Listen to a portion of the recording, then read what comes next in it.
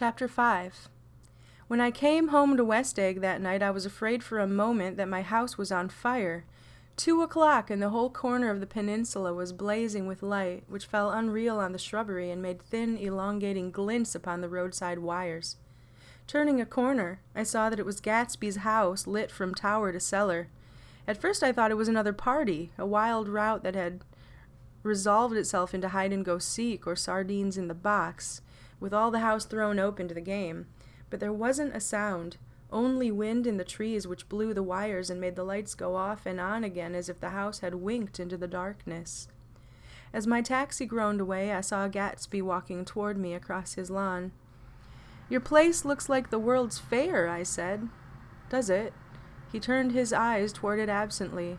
"I have been glancing into some of the rooms. Let's go to Coney Island, old sport, in my car." "It's too late." "Well, suppose we take a plunge in the swimming pool. I haven't made use of it all summer." "I've got to go to bed." "All right." He waited, looking at me with suppressed eagerness. "I talked with Miss Baker," I said after a moment. "I'm going to call up Daisy tomorrow and invite her over to tea." "Oh, that's all right," he said carelessly. "I don't want to put you to any trouble." "What day would suit you?" "What day would suit you?" he corrected me quickly. I don't want to put you to any trouble, you see. How about the day after tomorrow?" He considered for a moment, then with reluctance, "I want to get the grass cut," he said. We both looked at the grass. There was a sharp line where my ragged lawn ended and the darker, well-kept expanse of his began. I suspected that he meant my grass. "There's another little thing," he said uncertainly, and hesitated. "Would you rather put it off for a few days?" I asked. "Oh, it isn't about that, at least." He fumbled with a series of beginnings. Why, look here, old sport, you don't make much money, do you?" "Not very much." This seemed to reassure him, and he continued more confidently. "I thought you didn't, if you'll pardon my... You see, I carry on a little business on the side, a sort of sideline, you understand, and I thought that if you don't make very much... You're selling bonds, aren't you, old sport?" "Trying to." "Well, this would interest you. It wouldn't take up much of your time, and you might pick up a nice bit of money. It happens to be a rather confidential sort of thing." I realize now that under different circumstances that conversation might have been one of the crises of my life, but because the offer was obviously and tactlessly for a service to be rendered, I had no choice except to cut him off there. "I've got my hands full," I said. "I'm much obliged, but I couldn't take on any more work." "You wouldn't have to do any business with Wolfsheim." Evidently he thought that I was shying away from the connection mentioned at lunch, but I assured him he was wrong. He waited a moment longer, hoping I'd begin a conversation, but I was too absorbed to be responsive, so he went unwillingly home. The evening had made me light-headed and happy. I think I walked into a deep sleep as I entered my front door, so I didn't know whether or not Gatsby went to Coney Island, or for how many hours he glanced into rooms, while his house blazed gaudily on. I called up Daisy from the office next morning and invited her to come to tea. "Don't bring Tom," I warned her. "What?" "Don't bring Tom." "Who is Tom?" she asked innocently. The day agreed upon was pouring rain. At 11 o'clock a man in a raincoat dragging a lawnmower tapped at my front door and said that Mr. Gatsby had sent him over to cut my grass. This reminded me that I had forgotten to tell my Finn to come back, so I drove into West Egg Village to search for her among soggy whitewashed alleys and to buy some cups and lemons and flowers. The flowers were unnecessary, for at 2 o'clock a greenhouse arrived from Gatsby's, with innumerable receptacles to contain it. An hour later the front door opened nervously, and Gatsby, in a white flannel suit, silver shirt, and gold-colored tie, hurried in. He was pale, and there were dark signs of sleeplessness beneath his eyes. "Is everything all right?" he asked immediately. "The grass looks fine, if that's what you mean." "What grass?" he inquired blankly. "Oh, the grass in the yard." He looked out the window at it, but judging from his expression, I don't believe he saw a thing. "Looks very good," he remarked vaguely. "One of the papers said they thought the rain would stop about 4. I think it was the Journal. Have you got everything you need in the shape of tea?" I took him into the pantry where he looked a little reproachfully at the Finn. Together we scrutinized the 12 lemon cakes from the delicatessen shop. "Will they do?" I asked. Of course, they're fine," and he added hollowly, "Old sport." The rain cooled about 3:30 to a damp mist, through which occasional thin drops swam like dew. Gatsby looked with vacant eyes through a copy of Clay's Economics, starting at the finished tread that shook the kitchen floor, and peering toward the bleared windows from time to time as if a series of invisible but alarming happenings were taking place outside. Finally he got up and informed me, in an uncertain voice, that he was going home. "Why's that?" "Nobody's coming to tea. It's too late." He looked at his watch as if there was some pressing demand on his time elsewhere. "I can't wait all day." "Don't be silly. It's just 2 minutes to 4. He sat down miserably, as if I had pushed him, and simultaneously there was the sound of a motor turning into my lane. We both jumped up, and a little harrowed myself, I went out into the yard. Under the dripping bare lilac trees, a large open car was coming up the drive. It stopped. Daisy's face, tipped sideways beneath a 3-cornered lavender hat, looked out at me with a bright ecstatic smile. "Is this absolutely where you live, my dearest one?" The exhilarating ripple of her voice was a wild tonic in the rain. I had to follow the sound of it for a moment, up and down, with my ear alone, before any words came through. A damp streak of hair lay like a dash of blue paint across her cheek, and her hand was wet with glistening drops as I took it to help her from the car. "Are you in love with me?" she said low in my ear. "Or why did I have to come alone?" "That's the secret of Castle Rackrent. Tell your chauffeur to go far away and spend an hour." "Come back in an hour, Ferdy." Then in a grave murmur, "His name is Ferdy." "Does the gasoline affect his nose?" "I don't think so," she said innocently. "Why?" We went in. To my overwhelming surprise, the living room was deserted. "Well, that's funny," I exclaimed. "What's funny?" She turned her head as there was a light, dignified knocking at the front door. I went out and opened it. Gatsby, pale as death, with his hands plunged like weights in his coat pockets, was standing in a puddle of water, glaring tragically into my eyes. With his hands still in his coat pockets, he stalked by me into the hall, turned sharply as if he were on a wire, and disappeared into the living room. It wasn't a bit funny. Aware of the loud beating of my own heart, I pulled the door, too, against the increasing rain. For half a minute there wasn't a sound. Then from the living room I heard a sort of choking murmur, and part of a laugh, followed by Daisy's voice on a clear artificial note. "I certainly am awfully glad to see you again." A pause. It endured horribly. I had nothing to do in the hall, so I went into the room. Gatsby, his hands still in his pockets, was reclining against the mantelpiece in a strained counterfeit of perfect ease, even of boredom.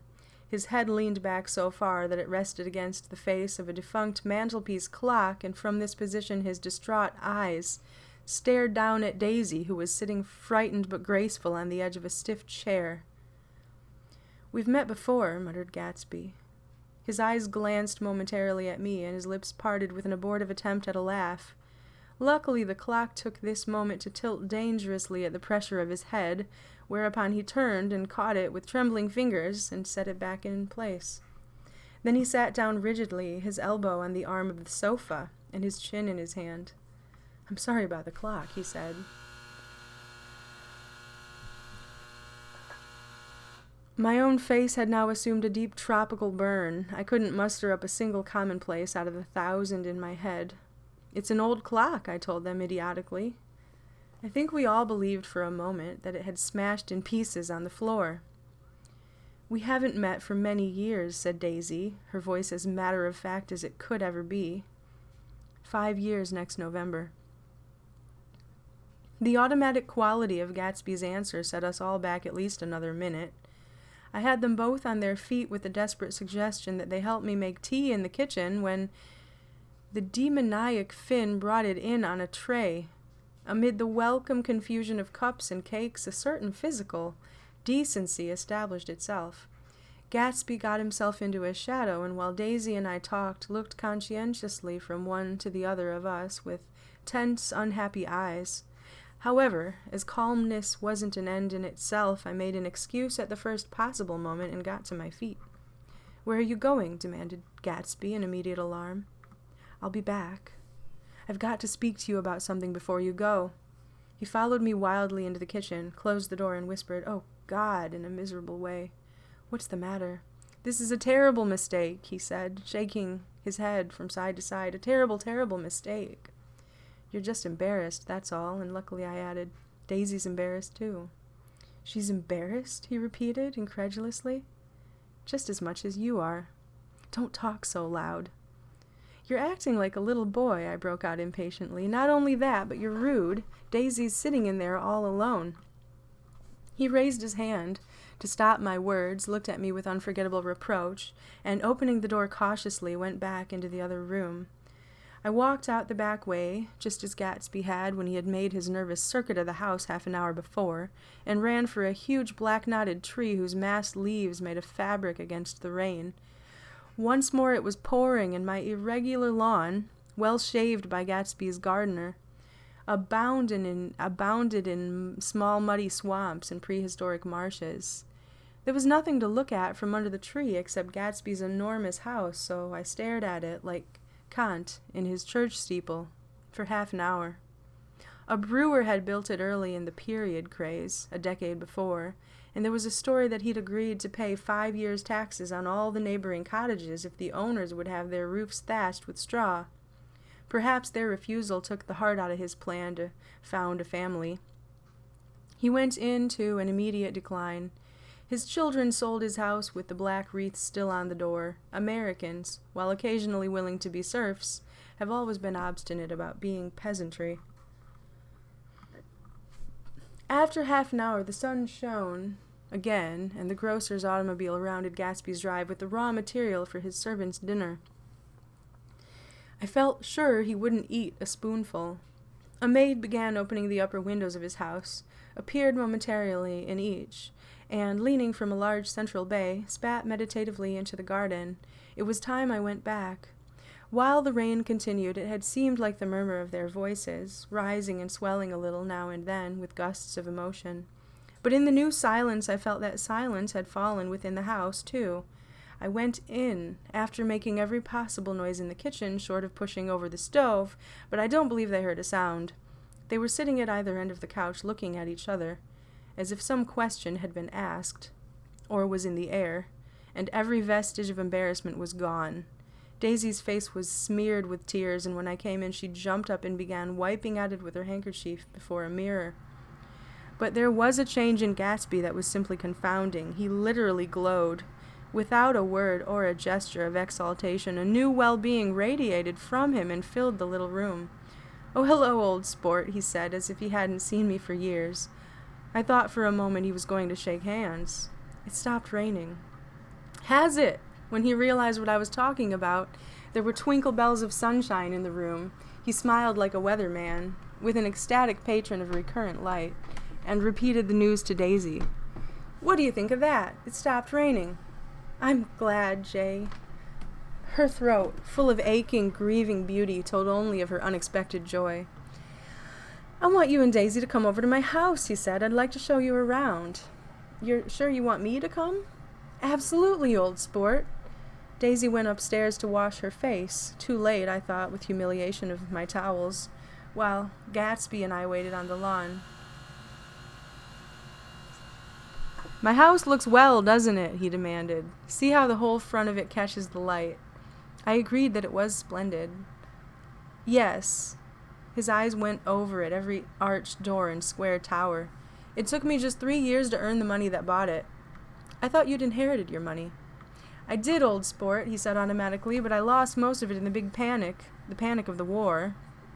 I think he hardly knew what he was saying, for when I asked him what business he was in, he answered, "That's my affair. before he realized that it wasn't the appropriate reply. "Oh, I've been in several things," he corrected himself. "I was in the drug business, and then I was in the oil business, but I'm not in either one now." He looked at me with more attention. "Do you mean you've been thinking over what I proposed the other night?" Before I could answer, Daisy came out of the house, and 2 rows of brass buttons on her dress gleamed in the sunlight. "That huge place there?" she cried, pointing. "Do you like it?" "I love it, but I don't see how you live there all alone." "I keep it always full of interesting people, night and day, people who do interesting things, celebrated people." Instead of taking the shortcut along the Sound, we went down the road and entered by the big postern. With enchanting murmurs, Daisy admired this aspect or that of the feudal silhouette against the sky, admired the gardens, the sparkling odor of jonquils, and the frothy odor of hawthorn and plum blossoms, and the pale gold odor of Kiss Me at the Gate. It was strange to reach the marble steps and find no stir of bright dresses in and out the door, and hear no sound but bird voices in the trees. And inside we wandered through Marie Antoinette music rooms and restoration salons, and I felt that there were guests concealed behind every couch and table, under orders to be breathlessly silent until we had passed through. As Gatsby closed the door of the Merton College Library, I could have sworn I heard the owl-eyed man break into ghostly laughter. We went upstairs through period bedrooms, swathed in rose and lavender silk, and vivid with new flowers, through dressing rooms and pool rooms and bathrooms with sunken baths, intruding into one chamber where a disheveled man in pajamas was doing liver exercises on the floor. It was Mr. Klipspringer, the boarder. I had seen him wandering hungrily about the beach that morning. Finally, we came to Gatsby's own apartment, a bedroom and a bath and an Adam's study, where we sat down and drank a glass of some chartreuse he took from a cupboard in the wall. He hadn't once ceased looking at Daisy, and I think he revalued everything in his house according to the measure of response it drew from her well-loved eyes. Sometimes, too, he stared around at his possessions in a dazed way, as though in her actual and astounding presence none of it was any longer real. Once he nearly toppled down a flight of stairs. His bedroom was the simplest room of all, except where the dresser was garnished with a toilet set of pure, dull gold. Daisy took the brush with delight and smoothed her hair, whereupon Gatsby sat down and shaded his eyes and began to laugh. "It's the funniest thing, old sport," he said hilariously. "I can't, when I try to." He had passed visibly through 2 states and was entering upon a third. After his embarrassment and his unreasoning joy, he was consumed with wonder at her presence. He had been full of the idea so long, dreamed it right through to the end, waited with his teeth set, so to speak, at an inconceivable pitch of intensity. Now, in the reaction, he was running down like an overwound clock. Recovering himself in a minute, he opened for us 2 hulking patent cabinets, which held his massed suits and dressing gowns and ties and his shirts, piled like bricks in stacks a dozen high. "I've got a man in England who buys me clothes. He sends over a selection of things at the beginning of each season, spring and fall." He took out a pile of shirts and began throwing them, one by one, before us, shirts of sheer linen and thick silk and fine flannel, which lost their folds as they fell and covered the table in many-colored disarray. While we admired, he brought more, and the soft, rich heap mounted higher, shirts with stripes and scrolls and plaids in coral and apple green and lavender and faint orange with monograms of Indian blue. Suddenly, with a strained sound, Daisy bent her head into the shirts and began to cry stormily. "They're such beautiful shirts," she sobbed, her voice muffled in the thick folds. "It makes me sad because I've never seen such beautiful shirts before."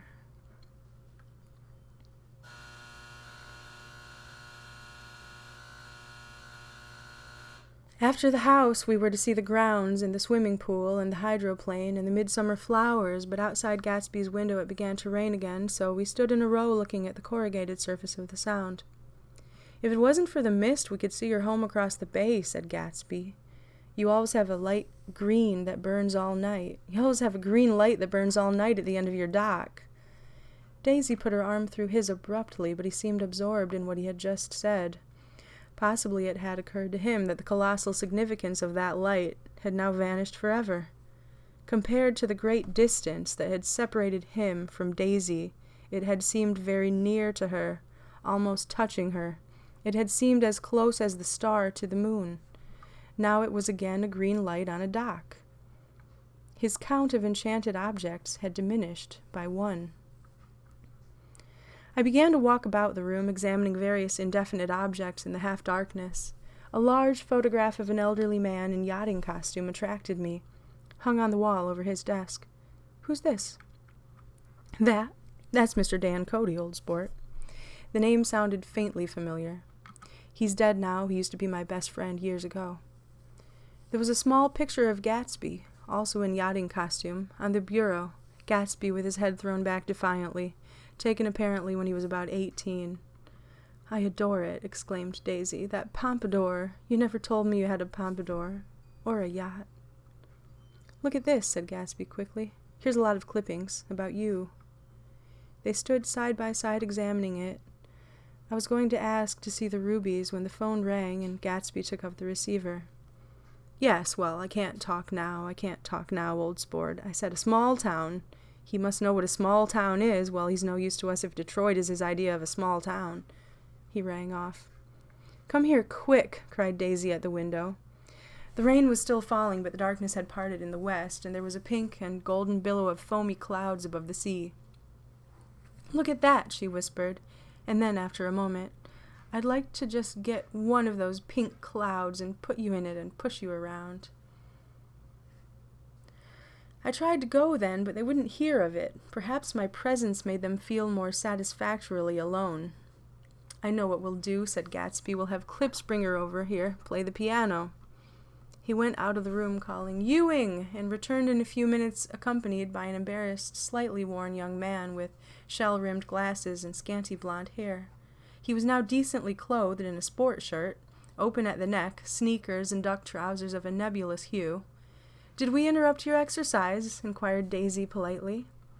"I was asleep," cried Mr. Klipspringer in a spasm of embarrassment. "That is, I'd been asleep, then I got up." "Klipspringer plays the piano," said Gatsby, cutting him off. "Don't you, Ewing, old sport?" "I don't play well. I hardly play at all. I'm all out of practice." "We'll go downstairs," interrupted Gatsby. He flipped a switch. The gray windows disappeared as the house glowed full of light.